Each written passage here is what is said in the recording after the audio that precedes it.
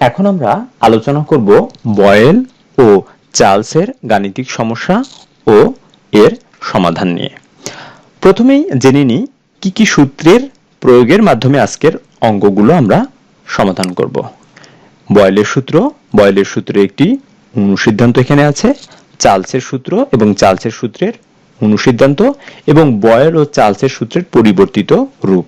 পরিবর্তিত রূপ এজন্য বলা হচ্ছে গ্যাসের মধ্যে যদি কোনো কঠিন পদার্থ থাকে তাহলে সেইটার ক্ষেত্রে বয়েল এবং চার্লসের সূত্রের পরিবর্তিত রূপটা কেমন হবে। দুইটা সূত্রের ক্ষেত্রে আয়তন থেকে, আমি যদি বয়েলের সূত্রের কথা বলি তাহলে এই বয়েলের সূত্রে যে আয়তন আছে এই আয়তন থেকে আমাদের কঠিন বস্তুর ওজন আমরা ধরে নিব x এবং সেটা আয়তন থেকে বাদ দিলে আমরা যেটা পাবো সেটা হলো বয়েলের সূত্রের পরিবর্তিত রূপ। চার্লসের সূত্রের ক্ষেত্রেও ঠিক একইভাবে আমরা পাবো। এবার আমরা কিছু অঙ্ক সমাধান করব। এখানে একটি অঙ্ক দেওয়া আছে। অঙ্কগুলো পড়ে আমরা প্রথমেই জেনে নিব যে কোন সূত্রের সাহায্যে আমরা এটা সমাধান করব। অঙ্ক যদি পড়ো তাহলে কিছু কিছু কি পয়েন্ট আছে সেটা দেখে আমরা বুঝতে পারবো যে এটা কোন সূত্রের সাহায্যে করতে হবে। অঙ্ক পড়ার পরে আমরা প্রথমেই আইডেন্টিফাই করে নিব কি কি মানগুলো দেওয়া আছে। এখানে একটা অঙ্ক দেওয়া আছে, স্থির তাপমাত্রায় এবং 2 অ্যাটম চাপে কোনো গ্যাসের আয়তন 100 সেন্টিমিটার কিউব হলে 4 অ্যাটম চাপে ওই গ্যাসের আয়তন কত। যেহেতু এখানে স্থির তাপমাত্রার কথা বলা হয়েছে সুতরাং বয়েলের সূত্রের সাহায্যে এটা করতে হবে। এবং এখানে যে মানগুলো আছে সেটা আমরা দেখে নিই। গ্যাসের প্রথম চাপ দেওয়া আছে কত, 2 অ্যাটম। গ্যাসের প্রথম আয়তন দেওয়া আছে 100 সেন্টিমিটার কিউব। গ্যাসের দ্বিতীয় চাপ দেওয়া আছে 4 অ্যাটম। তাহলে ওই গ্যাসের আয়তনটা কত এটা আমাদের বের করতে হবে। তাহলে আমরা বয়েলের সূত্রটা ব্যবহার করে খুব সহজেই এই অঙ্কটা বের করতে পারবো। V2 এর মান 50 সেন্টিমিটার কিউব। চলো এবার আমরা আরেকটি অঙ্ক দেখে নিই। এখানে বলা হচ্ছে তাপমাত্রা স্থির রেখে এত অ্যাটম চাপে এত মিলিলিটার বিশিষ্ট একটি গ্যাসকে প্রমাণ চাপে আনা হলে তার আয়তন কত হবে। আমরা গত ক্লাসে চাপ, তাপ এবং আয়তনের বিভিন্ন একক নিয়ে কথা বলার সময় প্রমাণ চাপ এটা নিয়ে কথা বলেছি। প্রমাণ চাপটা হলো এসটিপিতে বা এনটিপিতে যে চাপ, এবং এটা আমরা জানি যে প্রমাণ চাপটা সব সময় হবে 1 অ্যাটম। তাহলে এখানে কি কি মানগুলো দেওয়া আছে এবং এখানে কি পয়েন্টটা কি সেটা হলো তাপমাত্রা স্থির। এই কথাটি থেকে আমরা বুঝতে পারবো এটা হলো বয়েলের সূত্র। তাহলে গ্যাসের প্রথম চাপ দেওয়া আছে 2.63 অ্যাটম এবং গ্যাসের আয়তন দেওয়া আছে 1520 মিলিলিটার। প্রমাণ চাপ মানে কত? প্রমাণ চাপ মানে এসটিপিতে বা এনটিপিতে যে চাপ সেটা হলো 1 অ্যাটম। তাহলে গ্যাসের আয়তনটা V2 মানটা আমরা খুব সহজেই বয়েলের সূত্র ব্যবহার করে V2 মানটা খুব সহজেই বের করে নিতে হবে। এখানে এককটা হবে মিলিলিটার। কেন? যেহেতু এখানে এককটা দেওয়া আছে মিলিলিটারে সুতরাং এই V2 মানটাও হবে মিলিলিটার। কারণ আমি আগেই বলেছি দুইটা চাপ এর একক একই হতে হবে, আবার দুইটা আয়তন যেটা হবে সেটারও একক একই হতে হবে। তোমাদের জন্য বাড়ির একটি কাজ থাকলো, সেটা হলো এসটিপিতে একটি গ্যাসের আয়তন 150 সেন্টিমিটার কিউব। একই তাপমাত্রায় উক্ত গ্যাসের চাপ অর্ধেক করলে আয়তনটা কত হবে। এটা তোমরা বাসায় করে কমেন্ট বক্সে আমাকে জানিয়ে দিবা উত্তরটা কত।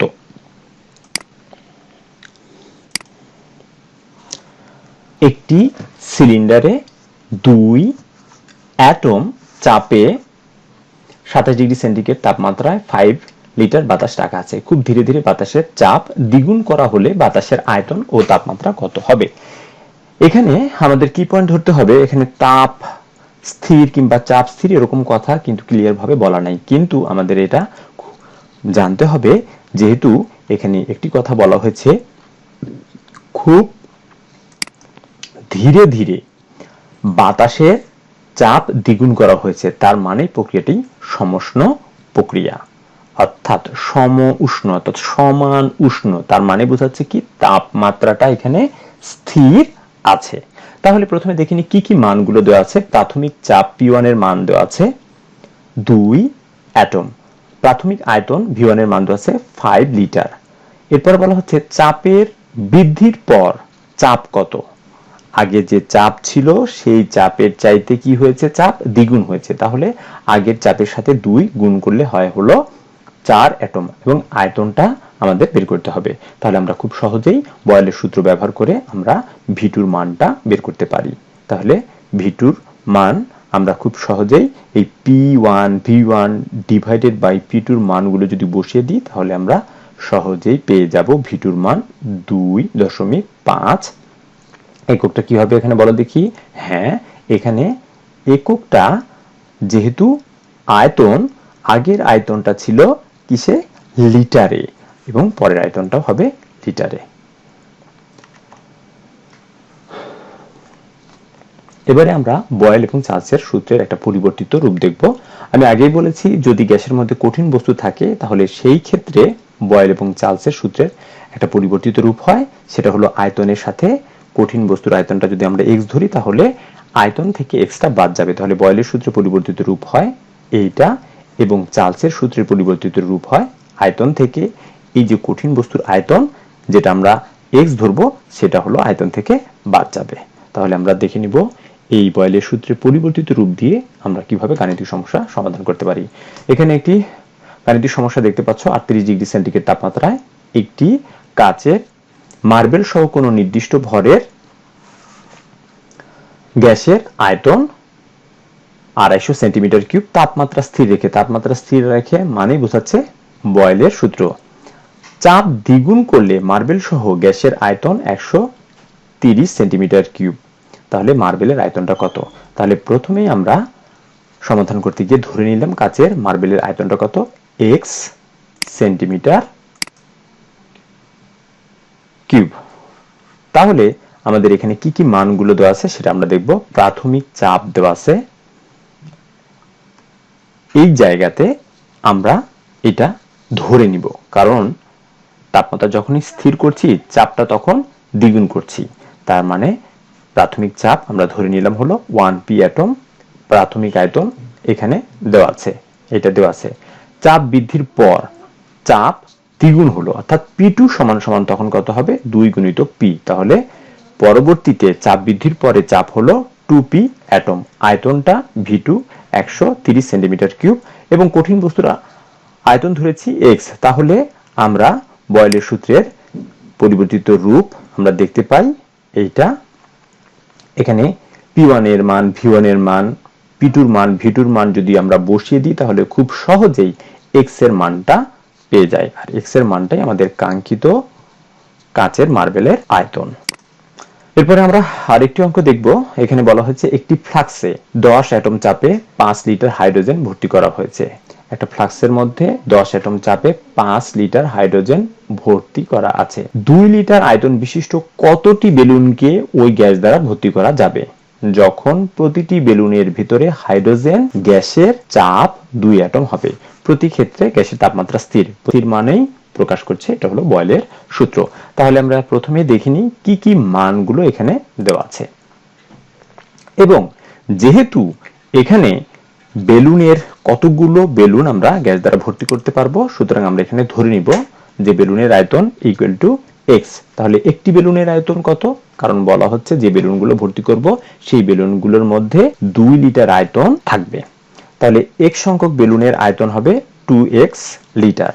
তাহলে আমাদের কি কি মান পেলাম, P1 এর মান পেলাম 10 অ্যাটম, V1 এর মান পেলাম 50 লিটার, P2 এর মান পেলাম 2 অ্যাটম, এবং এটা আমরা ধরে নিয়েছি V2 এর মান হলো 2x লিটার। আমরা যদি বয়েলের এই সূত্রে মানগুলো বসিয়ে দিই তাহলে খুব সহজেই আমরা x এর মানটা অর্থাৎ বেলুনের সংখ্যাটা আমরা বের করতে পারবো, এবং বেলুনের সংখ্যাটা হবে 125টি। বয়েলের সূত্রের অনুসিদ্ধান্ত নিয়ে একটু আলোচনা করব। স্থির তাপমাত্রায় নির্দিষ্ট ভরের কোনো গ্যাসের ঘনত্ব ওই গ্যাসের উপর প্রযুক্ত চাপের ব্যস্তানুপাতিক।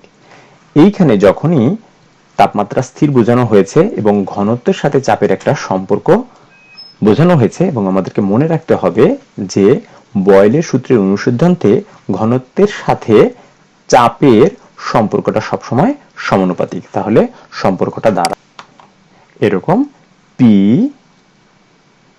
সমানুপাতিক ডি। তাহলে এটাকে আমরা এভাবে লিখতে পারি P1 divided by P2 equal to D1 divided by D2। তাহলে এই অনুসিদ্ধান্ত নিয়ে আমরা একটা ম্যাথ সলভ করব। এখানে স্থির তাপমাত্রা, আগে বলেছি স্থির তাপমাত্রা মানে বয়েলের সূত্র, এবং সেখানে যদি ঘনত্ব থাকে তাহলে এবং চাপ থাকে তাহলে বুঝতে হবে যে বয়েলের সূত্রে অনুসিদ্ধান্ত দিয়ে অঙ্কটা করতে হবে। অঙ্কটি হলো স্থির তাপমাত্রা এবং 2 অ্যাটম চাপে কোনো গ্যাসের ঘনত্ব 7 গ্রাম পার মিলিলিটার হলে 6 অ্যাটম চাপে ওই গ্যাসের ঘনত্ব কত হবে। তাহলে এখানে আমাদের কি কি মানগুলো আছে, P1 এর মান, D1 এর মান, P2 এর মান এবং D2 এর মানটা আমাদেরকে বের করতে হবে। তাহলে আমরা খুব সহজেই বয়েলের সূত্রে অনুসিদ্ধান্ত দিয়ে D2 এর মানটা বের করতে পারবো। P2 D1 divided by P1 এর মানগুলো যদি আমরা বসিয়ে দিই তাহলে আমরা খুব সহজেই D2 এর মানটা পেয়ে যাব। এখানে তোমরা আরো একটি গাণিতিক সমস্যা দেখতে পাচ্ছ। এখানে বলা হয়েছে 13 ডিগ্রি সেন্টিগ্রেড তাপমাত্রায় নির্দিষ্ট ভরের একটি আদর্শ গ্যাসের আয়তন স্থির চাপে দ্বিগুণ করা হয়েছে। এই অবস্থায় গ্যাসটির তাপমাত্রা কত হবে? তাহলে এখানে একটা কি পয়েন্ট আছে, স্থির চাপে। স্থির চাপ মানেই কার সূত্র? হ্যাঁ, তোমরা ঠিকই ধরেছো, এটা হলো চার্লসের সূত্র। তাহলে আমরা একটু দেখে নিই এখানে কি কি মানগুলো দেওয়া আছে। দেওয়া আছে 13 ডিগ্রি সেন্টিগ্রেড অর্থাৎ T1 এর মানটা দেওয়া আছে এবং বলা হচ্ছে যে আয়তনটা দ্বিগুণ করা হয়েছে। তাহলে 13 ডিগ্রি সেন্টিগ্রেড তাপমাত্রা একটা নির্দিষ্ট ভরের গ্যাসের আয়তন আমরা এটা ধরে নিলাম V1 এর পরিমাণটা হলো শুধু V এবং তার আয়তনটা দ্বিগুণ করা হয়েছে, তার মানে V2 ইকুয়াল টু 2V।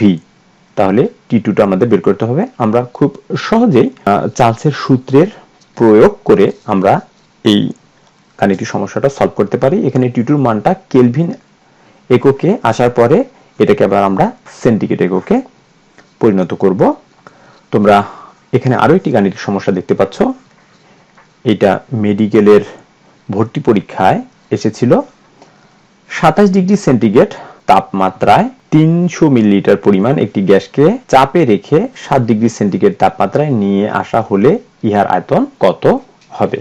এখানে কি কি মানগুলো আছে আমরা সেগুলো বসিয়ে দিলাম। V1 এর মান দেওয়া আছে, T1 এর মান দেওয়া আছে, T2 এর মান দেওয়া আছে এবং V2 এর মানটা আমাদের বের করতে হবে। আমরা এই মানগুলো দেখে কিন্তু বুঝতে পারছি এটা হলো চার্লসের সূত্রের সাহায্যে করতে হবে। তাহলে চার্লসের সূত্র অনুসারে আমরা জানি এই V1 divided by T1 equal to V2 divided by T2। তাহলে আমরা খুব সহজেই V2 এর মানটা কিন্তু এখানে বসিয়ে দিব। তাহলে আমরা কিন্তু কোনো ক্যালকুলেটর ছাড়াই এই অঙ্কটা করতে পারবো। এই 30 যদি কেটে যায় তাহলে এখানে আমরা V2 এর মান পাবো 280 মিলিলিটার। এখানে আরেকটি গাণিতিক সমস্যা দেওয়া আছে, এটা বুয়েটের পরীক্ষায় ভর্তি পরীক্ষায় এসেছিল। এটা তোমাদের হোম টাস্ক থাকবে, আমি একটু তোমাদেরকে বলে দিব। একটি পরীক্ষা কক্ষের দৈর্ঘ্য, প্রস্থ এবং উচ্চতা দেওয়া আছে। পরীক্ষা কক্ষটিতে কত কিলোগ্রাম বাতাস আছে, বাতাসের তাপমাত্রা দেওয়া আছে এবং আণবিক ভরটা দেওয়া আছে। তাহলে এটা আমরা কিভাবে সলভ করব? প্রথমে আমরা চার্লসের সূত্র ব্যবহার করব এবং পরবর্তীতে আমরা অ্যাভোগাড্রোর সূত্রটা ইউজ করব। ইউজ করে এই সূত্রটা আমরা এই গাণিতিক সমস্যাটা সলভ করতে পারবো। তারপরেও আমরা একটু দেখে নিই এখানে কি কি মান দেওয়া আছে। ভলিউম মানে বোঝাচ্ছে দৈর্ঘ্য, প্রস্থ, উচ্চতা, এইটা V1 এর মান। তাপমাত্রা, এখানে তাপমাত্রা দেওয়া আছে, বাতাসের তাপমাত্রা দেওয়া আছে, কারণ আমি এখানে যে পরীক্ষা কক্ষের দৈর্ঘ্য, প্রস্থ, উচ্চতা নিয়েছি এবং ওই সময় বাতাসের তাপমাত্রা কত আছে 30 ডিগ্রি সেন্টিগ্রেড, এটাকে আমি কেলভিনে পরিণত করলাম। তাহলে V2 সমান সমান হোয়াট? T2 দেওয়া নাই কিন্তু বলা হচ্ছে পরীক্ষার কক্ষের, আর আমরা জানি কক্ষ তাপমাত্রা সমান সমান কত, কারণ গত ক্লাসে আমরা এককের যে ক্লাসটা করেছি সেখানে আমরা জানি কক্ষ তাপমাত্রা হলে এটা কি হবে, এসএটিপি তে মানটা বসাতে হবে এবং সেখান থেকে আমরা T2 সমান সমান জানি 25 ডিগ্রি সেন্টিগ্রেড। 25 ডিগ্রি সেন্টিগ্রেডকে আমরা কেলভিনে পরিণত করলাম। এম এর মানটা দেওয়া আছে, ডাব্লুর মানটা জানতে চেয়েছে। প্রথমে আমরা V2 এর মানটা বের করে নিব। V2 এর মানটা আমরা খুব সহজেই চার্লসের সূত্র প্রয়োগ করে আমরা বের করতে পারবো। এখানে মিটার কিউবে মানটা দেওয়া আছে, এটাকে আমরা লিটারে কনভার্ট করব, কারণ আমাদের প্রশ্নে বলে দেওয়া আছে কিলোগ্রামে এককে বাতাসের কতটুকু বাতাস আছে সেটা আমাদের নির্ণয় করতে হবে। এরপর আমরা অ্যাভোগাড্রোর সূত্র থেকে আমরা একটা সূত্র জানি যে N সমান সমান W divided by M equal to V divided by 24.789। এখানে যদি আমরা M এর মান ভি এর মানটা হলো এখান থেকে যেটা আমরা পেলাম এই ভি এর মান যদি বসিয়ে দিই তাহলে খুব সহজে আমরা গ্রাম এককে একটা মান পাবো। এই গ্রামে এককের মানটাকে আমরা কিলোগ্রামে কনভার্ট করব। এরপর চার্লসের সূত্রের অনুসিদ্ধান্ত, স্থির চাপে কোনো গ্যাসের ঘনত্ব, চাপ অবশ্যই স্থির থাকতে হবে। তারপরে কি বলা হয়েছে, কোন গ্যাসের ঘনত্ব ওই গ্যাসের কেলভিন তাপমাত্রা ব্যস্তানুপাতিক, তাপমাত্রা বৃদ্ধি করলে গ্যাসের ঘনত্ব হ্রাস পায়। এটা দ্বারা বোঝাচ্ছে যে ডি প্রপোর্শনাল 1/T, তাহলে এরকম একটা সম্পর্ক আছে। আমরা এবারে চার্লসের সূত্রের অনুসিদ্ধান্ত দিয়ে একটি অঙ্ক করব। এখানে বলা হয়েছে প্রমাণ তাপমাত্রা ও চাপে। আমরা প্রমাণ তাপমাত্রা ও চাপ এর আগে শিখে এসেছি। বলা হয়েছে প্রমাণ তাপমাত্রা ও চাপে কার্বন ডাই অক্সাইড গ্যাসের ঘনত্ব 22 কেজি পার মিটার স্কয়ার, চাপ স্থির রেখে 11 ডিগ্রি সেন্টিগ্রেড তাপমাত্রা ওই গ্যাসের ঘনত্ব কত হবে। তাহলে আমাদের এখানে কি কি মানগুলো দেওয়া আছে সেটা আমরা দেখে নিব। প্রাথমিক তাপমাত্রা দেওয়া আছে, প্রমাণ তাপমাত্রা, প্রাথমিক ঘনত্বটা দেওয়া আছে, পরিবর্তিত তাপমাত্রা দেওয়া আছে এবং পরিবর্তিত ঘনত্বটা বের করতে হবে। তাহলে চার্লসের সূত্রের অনুসিদ্ধান্ত অনুসারে আমরা জানি d1 = d2 t2। সেই ক্ষেত্রে আমাদের এই সমীকরণ থেকে আমরা খুব সহজেই d2 মানটা বের করতে পারবো। আর যে এককটা হবে সেই এককটা হবে কেজি পার মিটার স্কয়ার, কারণ d1 এর মান যে এককে হবে d2 এর মানও একই এককে হবে। এখানে একটি উদ্দীপক লক্ষ্য করছো, এই উদ্দীপকটি একটি বোর্ড পরীক্ষায় এসেছিল। এখানে দুইটা গ্রাফ দেখতে পাচ্ছ, একটি হলো 1 নম্বর গ্রাফ এবং পরেরটি হলো 2 নম্বর গ্রাফ। 1 নম্বর গ্রাফ যদি একটু লক্ষ্য করো, কারণ প্রশ্নটি 1 নম্বর গ্রাফকে কেন্দ্র করে বলা হয়েছে উদ্দীপকের 1 নং লেখটি কোন সূত্রকে সমর্থন করে গাণিতিকভাবে বিশ্লেষণ করো। এই 1 নং গ্রাফে x অক্ষ বরাবর তাপমাত্রা এবং y অক্ষ বরাবর আয়তন বসানো হয়েছে। এখানে যদি তাপমাত্রা 100 হয় তাহলে আয়তনটা হচ্ছে 4। তাহলে আমি এটাকে ধরতে পারি v1, এটাকে ধরলাম v1, এইটা তাহলে t1, এইটা হলো v2, তাহলে এটা হলো t2, এইটা v3, এইটা t3, এইটা v4, এইটা t4। তাহলে এই মানগুলো আমরা এই পাশে বসিয়ে দিলাম। যেহেতু চার্লসের সূত্র, সুতরাং চাপ এখানে স্থির থাকবে এবং তাপমাত্রা বৃদ্ধির সাথে সাথে আয়তনও বৃদ্ধি পাবে, এবং সেটা তাই হচ্ছে। এখানে 100 কেলভিন তাপমাত্রায় আয়তন হলো 4 এবং 200 কেলভিন তাপমাত্রায় আয়তন বেড়ে হয়ে গেল 8। তাহলে আমরা বুঝতে পারছি এটা হলো তাপমাত্রার সাথে আয়তনের একটা সমানুপাতিক সম্পর্ক, যেটা চার্লসের সূত্রকে সমর্থন করে, কিন্তু এখানে গাণিতিকভাবে আমাদেরকে ব্যাখ্যা করতে হবে। তাহলে একটু খেয়াল করি, চার্লসের সূত্র অনুসারে আমরা কি জানি, v1 / t1 = v2 / t2 ... এটা n সংখ্যা পর্যন্ত, অর্থাৎ কনস্ট্যান্ট, সব ক্ষেত্রে মানগুলো একই হবে। তাহলে এবারে আমরা মানগুলো যদি বসিয়ে দিই তাহলে আয়তন ও তাপমাত্রার অনুপাত সর্বদা ধ্রুবক থাকবে। তাহলে দেখি, চলো এবার মানগুলো বসিয়ে দিই। প্রথম ক্ষেত্রে আমরা মানগুলো বসিয়ে দিলাম। বসিয়ে দেওয়ার কারণে k1 এর মান আমরা পাচ্ছি 0.04, k2 এর মানও আমরা পাচ্ছি 0.04। এবার k3 এর মানও যদি আমরা বসিয়ে দিই তাহলে এর ক্ষেত্রেও আমরা পাচ্ছি 0.04। তাহলে আমরা বলতে পারি k1, k2, k3 এবং আরেকটা মানও যদি আমরা বসিয়ে দিই তাহলে প্রত্যেক ক্ষেত্রে আমরা দেখব k এর মানটা সমান। অর্থাৎ চার্লসের সূত্রকে তখনই সমর্থন করবে যখন আয়তন এবং তাপমাত্রার অনুপাত সর্বদা ধ্রুব হবে। সুতরাং আমরা বলতে পারি যে আয়তন ও তাপমাত্রা পরিবর্তন করলেও তাদের অনুপাত সবসময় স্থির থাকবে, অর্থাৎ এটি চার্লসের সূত্রকে সমর্থন করবে। আমরা আরেকটি উদ্দীপক লক্ষ্য করব। একটি গ্যাস 0 ডিগ্রি সেলসিয়াস তাপমাত্রায় বিভিন্ন অবস্থায় চাপ ও আয়তন নিম্নরূপে প্রকাশ করছে। এখানে প্রথমটায় দেওয়া আছে চাপ, দ্বিতীয়টায় দেওয়া আছে হলো আয়তন। এখন প্রশ্নে বলা হচ্ছে উদ্দীপকের গ্যাসটি কি বয়েলের সূত্রকে অনুসরণ করবে।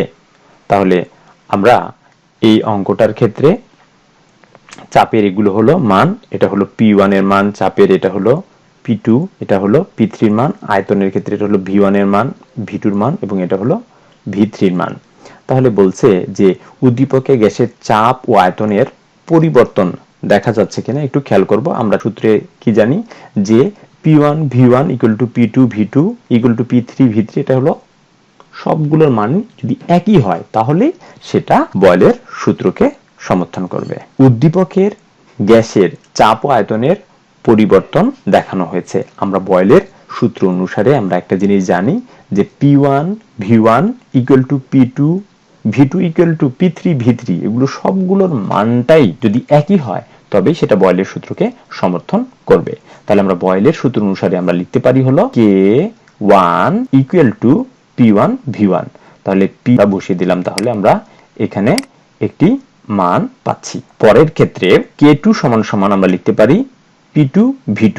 তাহলে আমরা P2 V2 মান যদি বসিয়ে দিই তাহলে এই ক্ষেত্রেও আমরা একটা মান পাচ্ছি। এবং আমরা K3 এর ক্ষেত্রে আমরা বলতে পারি P3 V3 ইকুয়াল টু, তাহলে P3 V3 এর মান যদি বসিয়ে দিই তাহলেও আমরা একটা মান পাচ্ছি। তাহলে আমরা খেয়াল করব যে প্রত্যেক ক্ষেত্রেই K1 K2 এবং K3 এর ক্ষেত্রে সবগুলোর ক্ষেত্রে মান একই হচ্ছে। যদি মান একই হয় তাহলে অর্থাৎ K1 এর মান, K2 এর মান এবং K3 এর মান যদি একই হয় এবং তাপমাত্রাটা যদি স্থির থাকে তাহলে সেটা বয়েলের সূত্রকে অনুসরণ করবে। আশা করছি তোমরা বুঝতে পেরেছো। এতক্ষণ আমার ক্লাস মনোযোগ দিয়ে দেখার জন্য, শোনার জন্য তোমাদেরকে অসংখ্য ধন্যবাদ।